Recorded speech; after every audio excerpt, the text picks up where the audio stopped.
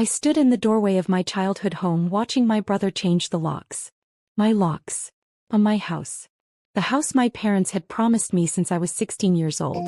The house where I'd planned my future, where I'd imagined raising my own family someday. And now Derek was moving in like he owned the place. Because according to him he did. "You should leave, Sarah," he said, not even looking at me. "This is my property now. Mom and Dad left it to me in the will." I felt my hands shaking. Not from fear. From rage. From betrayal so deep it felt like my chest might crack open. My parents had been gone for 3 months. 3 months of grief, of crying myself to sleep, of missing them so desperately I could barely breathe. And now this. "That's not possible," I whispered. "They promised me this house." Derek finally turned to face me and I saw something in his eyes I'd never seen before. Cruelty. Pure, calculated cruelty. Well, plans change, little sister. Maybe they realized who the responsible one really was. Maybe they saw who actually deserved it. The lawyer, Mr. Patterson, stood behind Derek, looking uncomfortable but saying nothing. He'd been the one to read the will last week. The will that left everything to Derek. The successful brother. The golden child.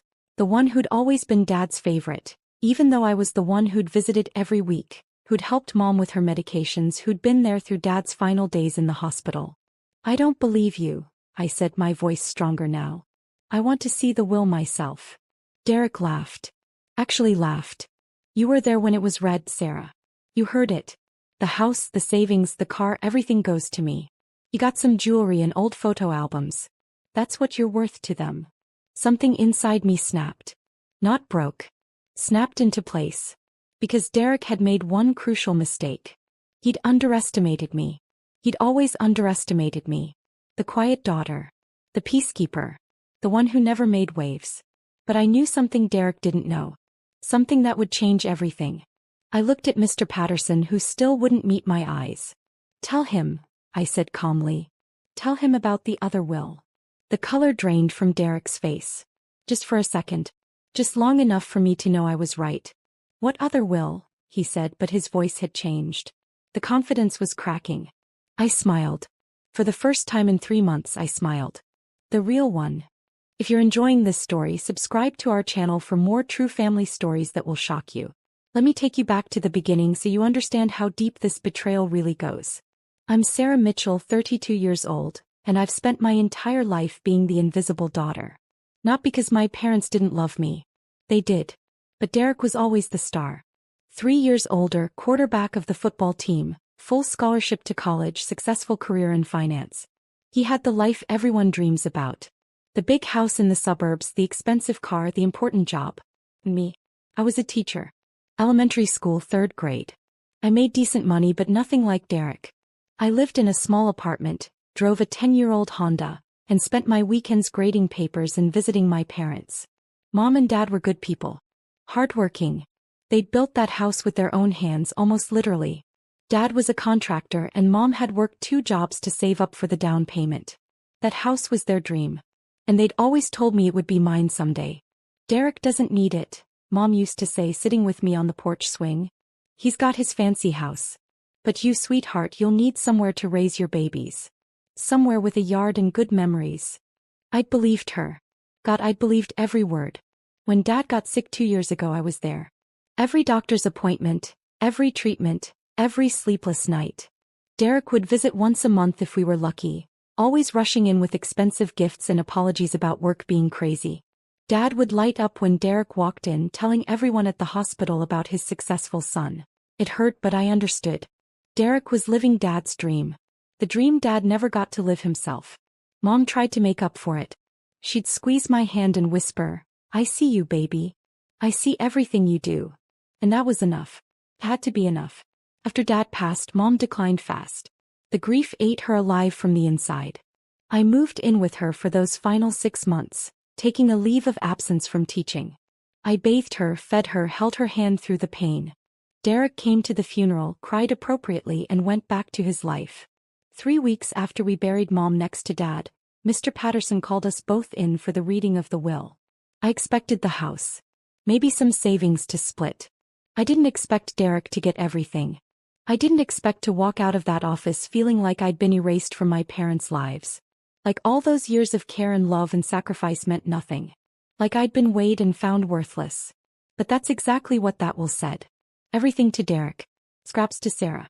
I went home and cried for 3 days straight. The day Derek showed up to claim the house was the worst day of my life. Worse than losing my parents. Because at least their deaths weren't a choice. This was a deliberate rejection. He brought a moving truck. Not to help me move out but to move himself in. He'd already hired people to pack up Mom and Dad's belongings, to erase them from their own home. You've got until the end of the week, he told me, standing in the kitchen where Mom had taught me to bake cookies. I'm being generous, Sarah. Legally, you're trespassing. How can you do this? I asked, my voice breaking. I took care of them. Where were you when Dad was throwing up from chemo? Where were you when Mom forgot how to feed herself? Derek's face hardened. I was working. Providing. Making something of myself. Just because you chose to play nursemaid doesn't mean you deserve their house. They promised me. They changed their minds, he shouted. Maybe they realize that I'm the one who can actually maintain this place. You can barely afford your apartment, Sarah. What are you going to do with a 4-bedroom house?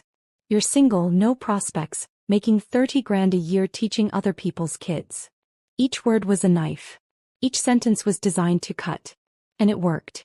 Get out, I whispered. Get out of this house right now. It's my house, Derek said. You get out. That's when I noticed Mr. Patterson standing by the door, looking like he wanted to be anywhere else. He'd been Dad's lawyer for 20 years. I'd known him since I was a child.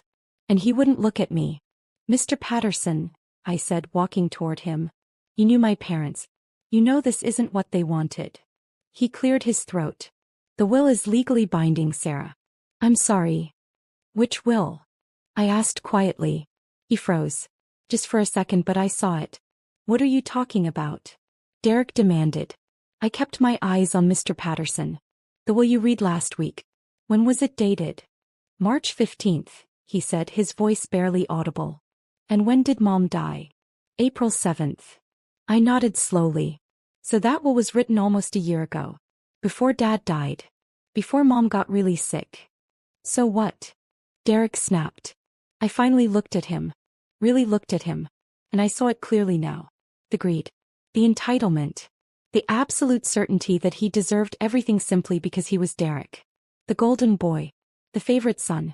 So, I said calmly, Mom made a new will. After Dad died. After she saw who was really there for her. The silence in that kitchen was deafening. Derek's face went from pale to red in about 3 seconds. You're lying. Am I? I pulled out my phone and started scrolling. February 10th. That's when Mom called me into her room. She was having a good day, lucid and clear. She said she needed to fix something. That the old will wasn't right anymore. Mr. Patterson took a step forward. Sarah, if there's another will. There is, I said. She asked me to call someone. Not you, Mr. Patterson. No offense, but she said she needed a lawyer who didn't know Derek. Who wouldn't be influenced by him. I'd never seen my brother speechless before. It was satisfying in a way I didn't know I needed. She called Jennifer Rodriguez. Do you know her, Mr. Patterson? She's with that firm downtown. Morrison and Associates. Mr. Patterson nodded slowly, his face grave. I know Jennifer. She's very thorough. She came to the house 3 times. I witnessed the signing. So did 2 of Mom's hospice nurses. Everything legal. Everything documented. And Mom was very, very clear about what she wanted. Derek found his voice. This is bullshit. You manipulated her. She was sick out of her mind. She was dying, I said, my voice sharp. Not crazy. Not incompetent. Dying. And she knew exactly what she was doing. She said, I see who shows up. That's what she told me. I see who shows up, Sarah, and it's always you. Tears were streaming down my face now, but I didn't care. These weren't tears of sadness. They were tears of vindication. Of justice. The nurses documented every visit, I continued. Her doctors confirmed she was of sound mind. And Jennifer made sure everything was airtight because Mom told her what would happen. She said, my son will fight this. Make sure he can't win. Mr. Patterson sat down heavily in one of the kitchen chairs. Why didn't you mention this at the reading? Because I needed to see what Derek would do, I said honestly. I needed to know if he'd do the right thing. If he'd honor what Mom and Dad really wanted. If he'd show even an ounce of decency. I looked at Derek, who was standing frozen by the door. You could have shared this house with me. You could have said, Sarah, this doesn't seem right. Let's figure out what Mom and Dad really wanted. But you didn't. You showed up with a moving truck and told me I was trespassing in my own home. You manipulative little... Derek started toward me, but Mr. Patterson stood up quickly. Derek, stop, the lawyer said firmly. If what Sarah is saying is true, you need to leave. Now. The look on my brother's face was something I'll never forget. Rage, disbelief, and underneath it all, fear. Because he knew I was telling the truth. The meeting with Jennifer Rodriguez happened 3 days later. Derek brought his own lawyer, some slick guy in a $1,000 suit who looked like he'd never lost a case in his life. They weren't prepared for what Jennifer had. The will is dated February 15th, Jennifer said, laying out the documents on her conference table. Witnessed by Sarah Mitchell, Nurse Carol Stevens, and Nurse Michael Chin. Both nurses have provided affidavits confirming Mrs. Mitchell's mental state and capacity to make legal decisions. Derek's lawyer leaned forward. Her medical records show she was on significant pain medication. Her medical records, Jennifer interrupted smoothly, show she was lucid and oriented during the times of signing. We made sure of that. In fact, we have video. I watched Derek's face go white. Video? Your mother insisted, Jennifer said, clicking her laptop. The screen filled with Mom's face, thin and tired but alert. She said you would try to fight this, Derek. She wanted to make sure her wishes were crystal clear. Mom's voice filled the room.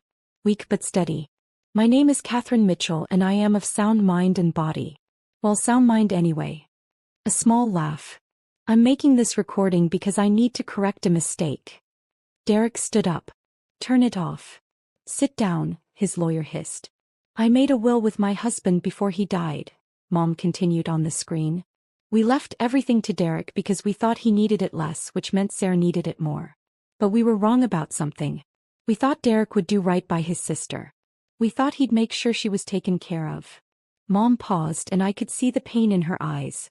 Not physical pain. Something deeper. After John died, I watched my children. Really watched them. Sarah moved in with me. She gave up her job, her life, everything to take care of me. And Derek. Derek visited 4 times in 6 months. 4 times to see his dying mother.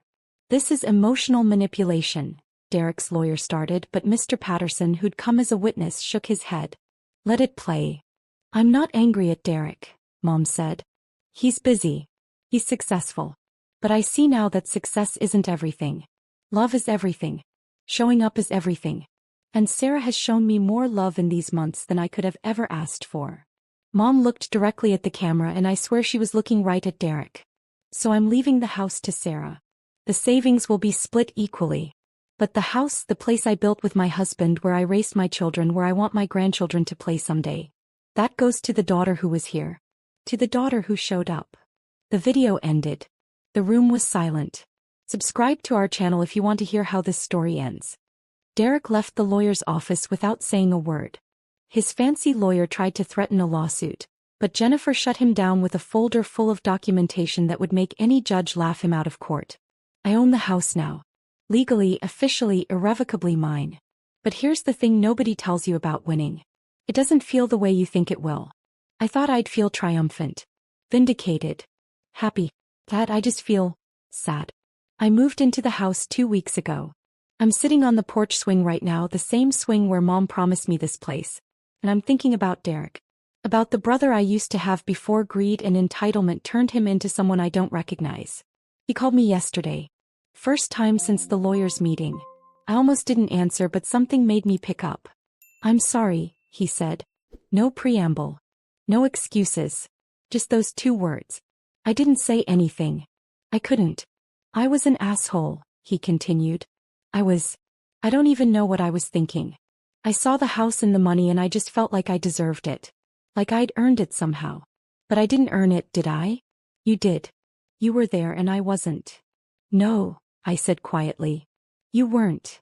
Can I come visit sometime? I want to see the house. I want to remember Mom and Dad. I looked around at the home my parents built. At the kitchen where we had family dinners. At the yard where Derek and I used to play as kids. At the memories soaked into every wall. Yeah, I said. You can visit. Because here's what I've learned through all of this. Family isn't about who gets what when someone dies. It's not about wills and lawyers and property rights. It's about who shows up. It's about who stays when things get hard. It's about love and action, not just in words. Mom and Dad left me this house because I showed up. Because I loved them not for what they could give me but for who they were. And maybe, just maybe, there's still time for Derek to learn that lesson. I don't know if we'll ever have the relationship we used to have. The trust is broken, maybe permanently. But I'm willing to try. Not because he deserves it, but because that's what Mom and Dad would want. They loved both of us even when we didn't deserve it. So if you're reading this or watching this or listening to this story, remember, show up for the people you love. Not when it's convenient. Not when there's something in it for you. But when it's hard. When it matters. When nobody's watching. Because that's when love really counts. And that's the real inheritance my parents left me. Not a house. Love. If this story touched you, please subscribe for more real family stories.